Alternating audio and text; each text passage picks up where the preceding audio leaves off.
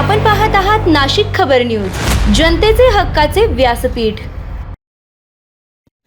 ठाण्यात 1.20 कोटींच्या अवैध hydrocarbon oil साठ्यावर धाड।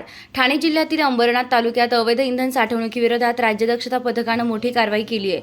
उसाठणे परिसरातील निओ लॉजिस्टिक पार्क येथे टाकलेल्या धाडीत तब्बल 1,20,00,000 रुपयांचा मिक्स हायड्रोकार्बन ऑइल साठा जप्त करण्यात आला आहे। राज्य दक्षता पथकाने राज्यस्तरीय प्लॉट क्रमांक 20 समोरील परिसरात छापा टाकला असता टँकरचे सील तोडून बेकायदेशीररित्या हायड्रोकार्बन ऑइलची साठवणूक आणि देवाणघेवाण सुरू असल्याचं धाड उघड झालंय।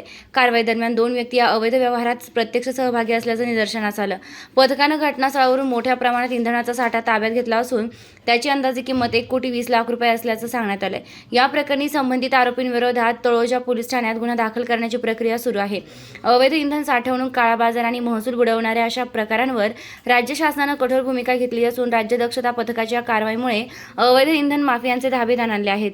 पुढील तपास पोलीस आणि संबंधित यंत्रणांकडून सुरू आहे।